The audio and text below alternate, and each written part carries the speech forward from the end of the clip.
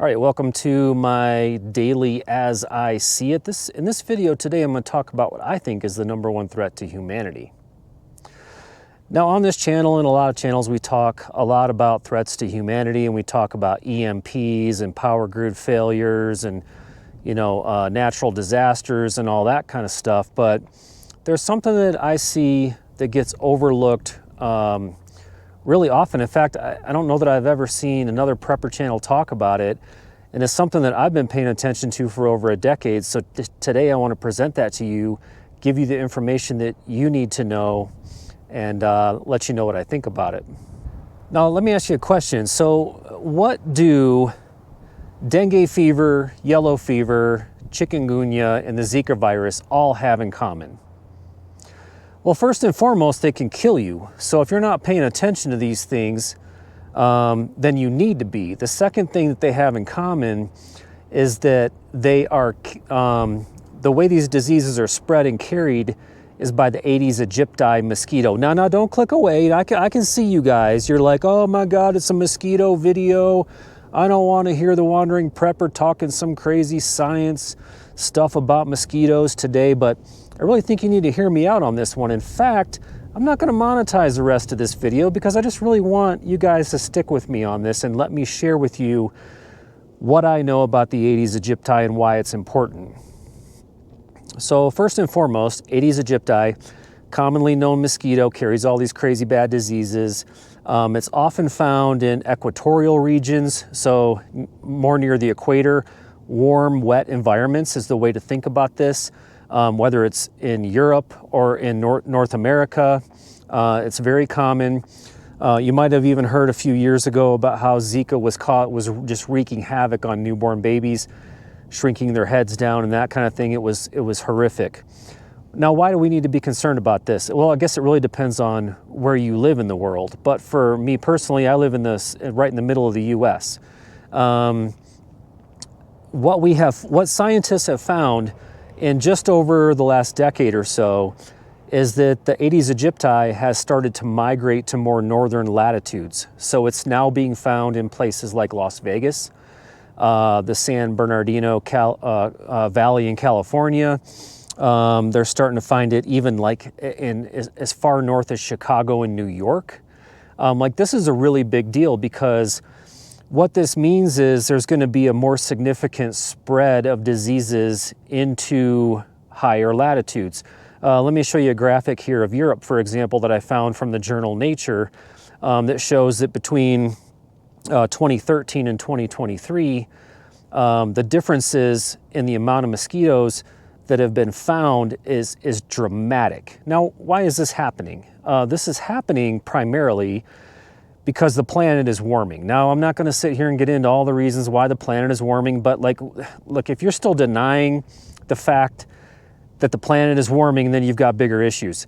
The planet is warming, and what that means is, especially here in North America, the winters are much shorter, they're much warmer, and these mosquitoes can thrive at more northern latitudes, and that's only going to continue. All my friends in Canada watching right now, you're next. All the people up in the Scandinavian countries, it's coming for you too. Hopefully what we discover is that new diseases aren't created and being carried more north to basically wreak havoc on humanity. I see the Aedes aegypti, and really what we're talking about here is the spread of these god-awful diseases is becoming more prevalent. As the planet continues to warm, this is going to become a bigger and bigger problem for everybody. Now the question is, why do we care about this? Well, actually, I think we know why we care about it, but I think what's important is, what are we going to do about it? So I think there's a couple things, especially if you look around online a lot, there's a couple things you're going to find, a couple recommendations. One is avoid standing water. Well, if we're honest, this is damn near impossible. You can't just avoid standing water, especially if you live in a tropical place or a place that just experiences a lot of rainfall.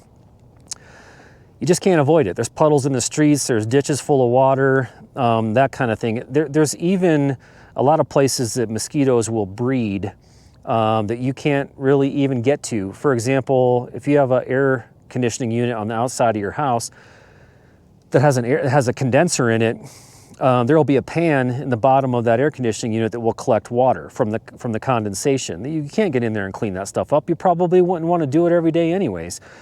So honestly, like, yes, avoiding the breeding ground for mosquitoes is probably pretty important, but let's be honest, like, that just doesn't really seem feasible to me. Another big thing people talk about is mosquito repellent. Now, I'm not going to go so far as to tell you guys that mosquito repellent doesn't work. It does. I use it. But look, I've been spending a vast majority of my adult life in the outdoors.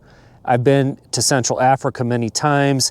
I've been in the Caribbean more times than I can count, Central America, South America, even here in the Colorado mountains where I live. I grew up in the northwestern part of the country, around 1 million lakes. Mosquitoes were always prevalent.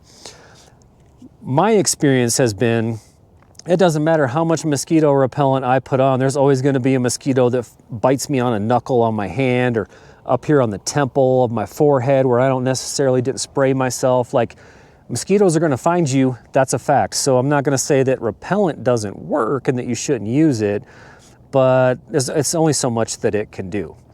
Now, the next thing that I'm going to recommend, I have to give you fair warning, I am not a medical professional, I'm not a doctor. I am extremely fluent in the ways of emergency first aid and medications and things like that, especially when it comes to travel and emergency preparedness, but I am not allowed to give you medical advice. I'm just going to tell you what I personally do, and that is that I focus really hard on vaccines. So I've been doing this for decades. Every time I travel to a foreign place, I go get a travel consult from my doctor. I get medications for travel diarrhea. I get medications for any kind of illness that I might receive. Many of you might recognize this. This is a yellow card, they call it. It's an international vaccine card. I keep mine on me all the time, and it's full of all the vaccines that I've gotten over the years for yellow fever, typhoid, hepatitis, all those kinds of things. So I know some of you watching this video are gonna be like, oh man, he's talking about vaccines. I'm not gonna go get that yellow fever vaccine. It's gonna give me autism or I'm gonna grow a third eye or something like that. I mean, if that's the way you think about it, then don't get vaccinated. I'm just trying to share with you guys what I personally do to mitigate my risk. Because really, a lot of what we're talking about here is risk mitigation, right? So that's one of the things that I do. I encourage you to look into it. Another thing that you can do is pretty much just say, stay informed.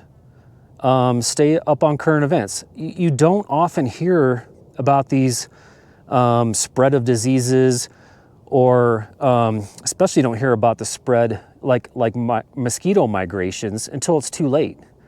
Until there's been some huge massive outbreak, and then we sort of circle back to start talking about like what was the root cause and how did it happen. If you're a prepper and you have a preparedness mindset, then you know that's not how we operate. We really need to stay ahead of the curve on this kind of thing. So put this thing on your radar, stay up on current events, pay really close attention to what's going on, and it might just help you.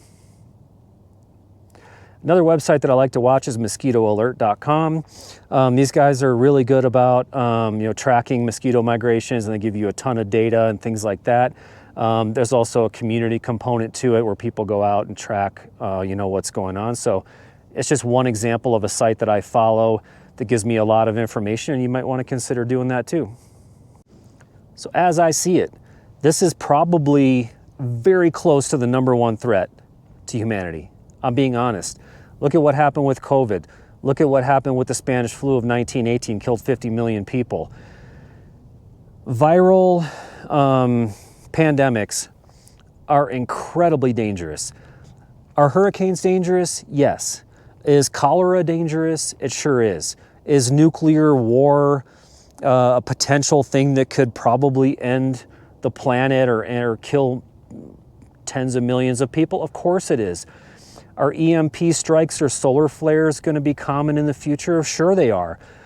I plan for all of these things, and you should too. And I'm just trying to make you aware today, don't ignore the future pandemic that's coming and how mosquitoes might contribute to that pandemic. I appreciate you guys watching today. Until I get another video out to you again really soon, I appreciate the support. You guys take care out there and be safe.